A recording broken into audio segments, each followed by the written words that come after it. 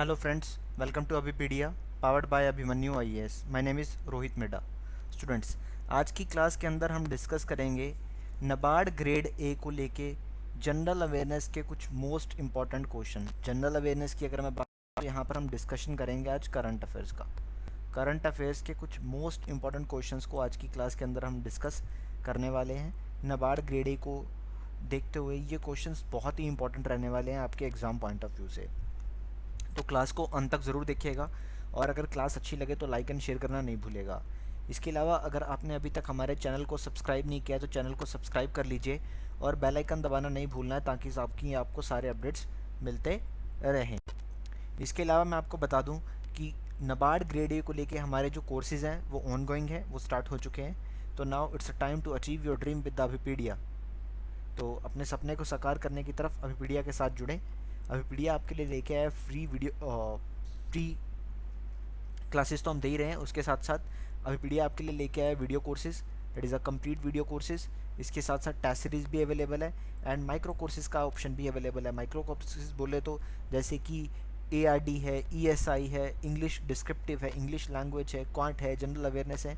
आपने प्रिपरेशन की हुई है बट आपका कोई एक सब्जेक्ट वीक है, तो अगर आप सिर्फ एक सब्जेक्ट को प्रिपेयर करना चाहते हैं तो आपको उसके लिए पूरा कोर्स खरीदने की ज़रूरत नहीं है.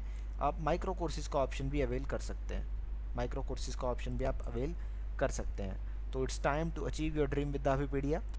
तो कोर्सेज़ का लिंक नीचे आपको डिस्क्रिप्शन में मिल जाएगा. चलिए बढ़ते हैं आगे क्लास की तरफ. तो नबार्ड ग्रेड ए को लेके कुछ मोस्ट इंपॉर्टेंट क्वेश्चंस आज मैं डिस्कस करूँगा करंट अफेयर्स के. चलिए सबसे पहले क्वेश्चन हमारे पास आता है. The Reserve Bank of India has constituted an advisory group to assist the regulatory review authority 2.0. Who is the head of this advisory group? RBI ने एक एडवाइजरी ग्रुप बनाया है रेगुलेटरी रिव्यू अथॉरिटी को assist करने के लिए. इस group के हेड कौन है? देखिए अभी कुछ टाइम पहले RBI ने अनाउंस किया था कि RBI रेगुलेटरी रिव्यू अथॉरिटी 2.0 बना रहा है. अब 2.0 लिखा तो पहला कब था? तो पहला बनाया गया था 1999 में.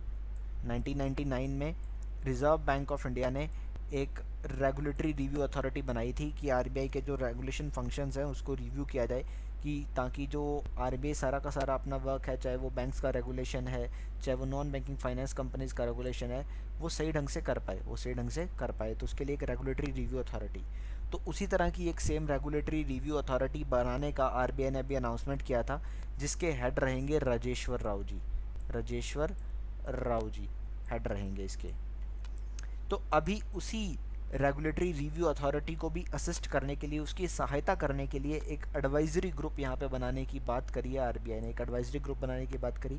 ये जो एडवाइजरी ग्रुप है, इस ग्रुप के एडवाइजरी ग्रुप के हेड कौन रहेंगे?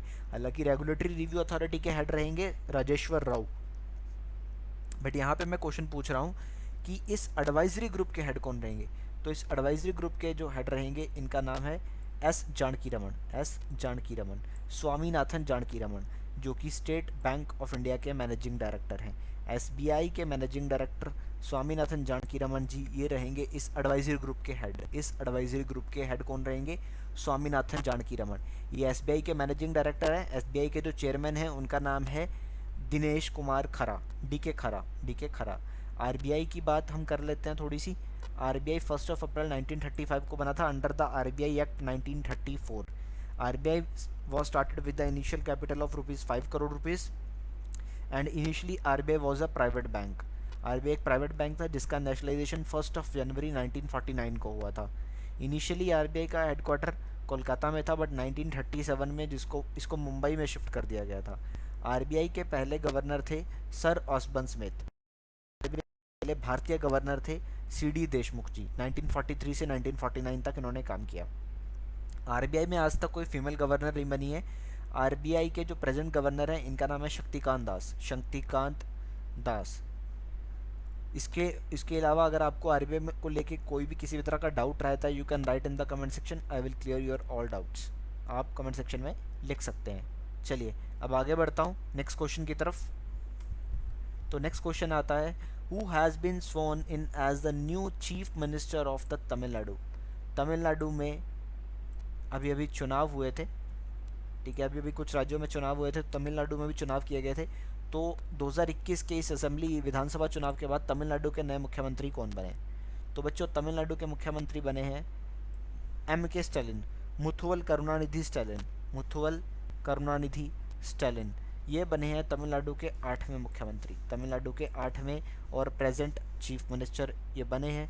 बेसिकली तमिलनाडु विधानसभा में टोटल 234 सीट्स पे चुनाव हुआ था, जिसमें से इनकी पार्टी ने जीते हैं 159। इनकी पार्टी ने नहीं है, हालांकि कुछ आईएनसी की सीटें भी हैं, कुछ कांग्रेस पार्टी की सीटें भी हैं जिन्होंने इनको सहयोग दिया है।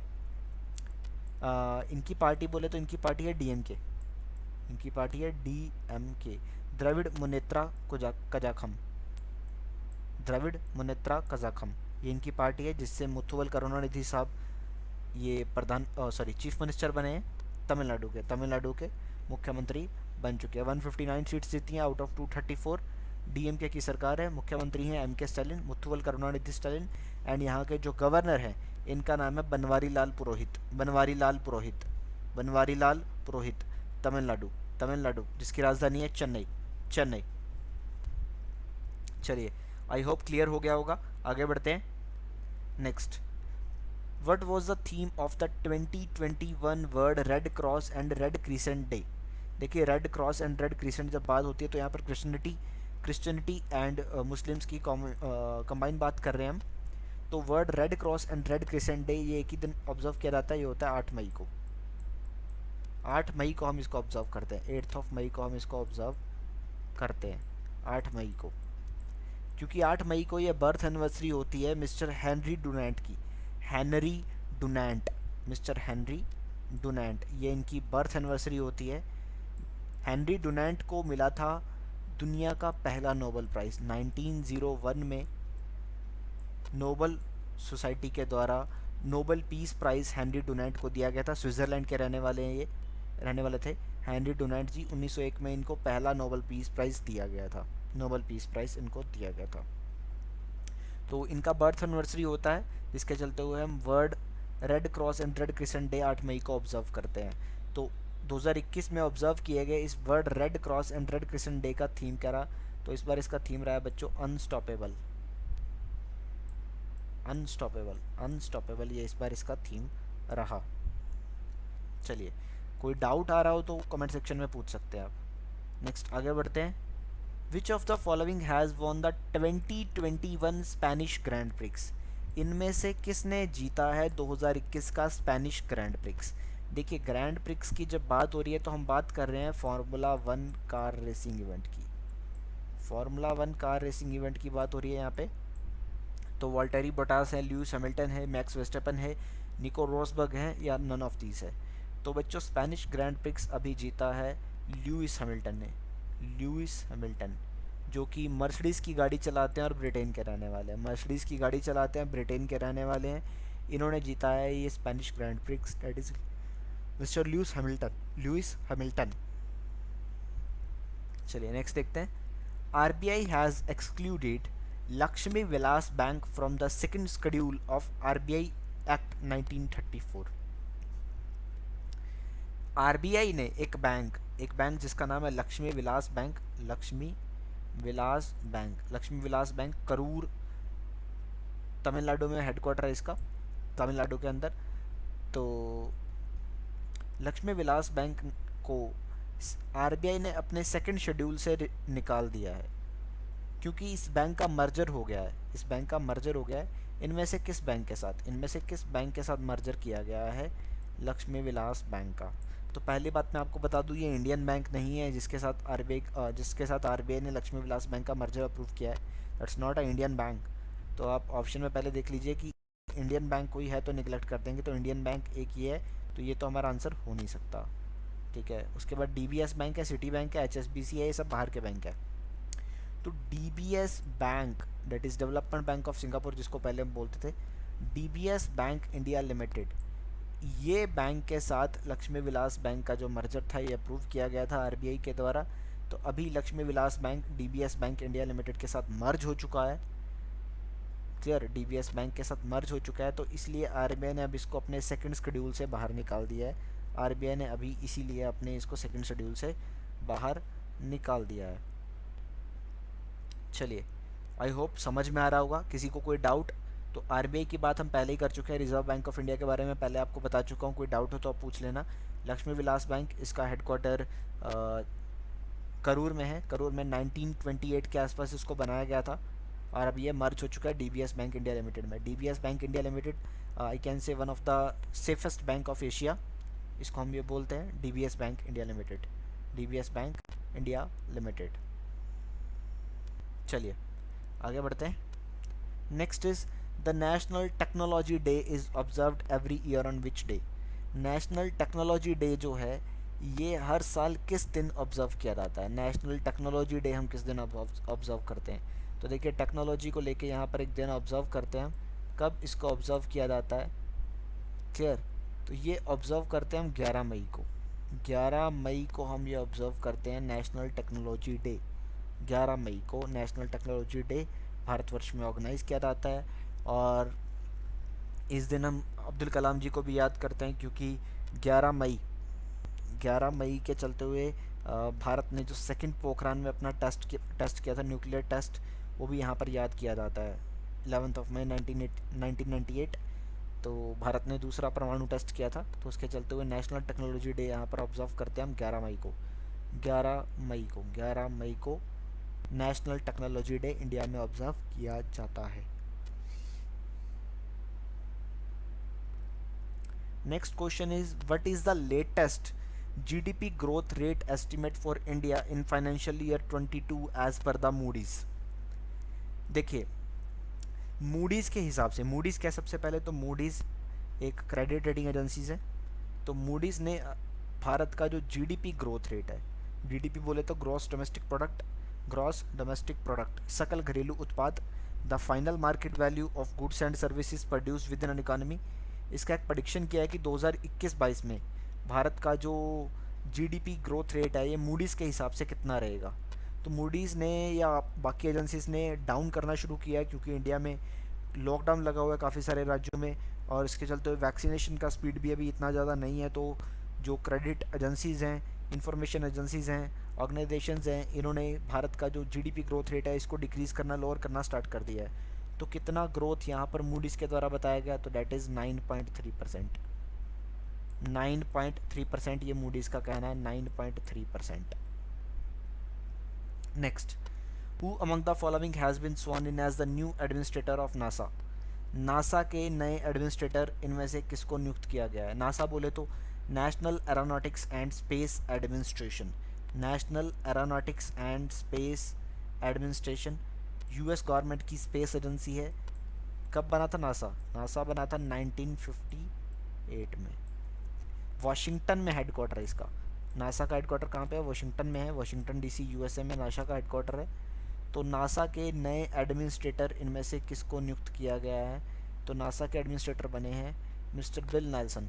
बिल नेल्सन, बिल नेल्सन, ये बने हैं नासा के नए administrator, Bill Nelson. Next, as per the latest GDP growth projection of Nomura, the Indian economy is expected to grow at -% in 2021-2022। तो सेम जीडीपी प्रेडिक्शन का क्वेश्चन फिर से आ गया हमारे पास कि नमूरा कंपनी के हिसाब से, नमूरा के हिसाब से इंडिया जो 2021-22 में कितना ग्रो करेगा, 2021-22 में इंडिया कितना ग्रो करेगा? तो नमूरा का कहना है इंडिया ग्रो करेगा 10.8%। 10.8% की स्पीड से इंडिया ग्रो करेगा, ये नमूरा का कहना है, ये नमूरा का कहना है। चलिए अगला question, who has been appointed as the chief executive officer of the proposed national asset reconstruction company limited. देखिए जब 2021-22 का बजट आया था, यूनियन बजट आया था, तब हमारी वित्त मंत्री निर्मला सीतारमन जी ने अनाउंस किया था, क्या अनाउंस किया था? निर्मला सीतारमन जी ने अनाउंस किया था कि जो बेसिकली यहाँ पे बैंक्स के बैड लोन्स होते हैं, बैंक्स के बैड लोन होते हैं, एनपीएस जो होते हैं, उनके लिए यहाँ पर एक बैड बैंक बनाया जाएगा, that is national asset reconstruction company बनाई जाएगी, जो कि बैंक से उनके बैड लोन्स को परचेज़ करा करेगी, बैंक से उनके बैड लोन्स को परचेज़ करा करेगी। तो अभी अभी उसके पहले सीईओ नियुक्त किए गए हैं और इनका नाम है पद्मा कुमार एम नायर। पद्मा कुमार एम नायर, इनको नियुक्त किया गया है इस national asset reconstruction company limited का पहला चीफ एग्जीक्यूटिव ऑफिसर।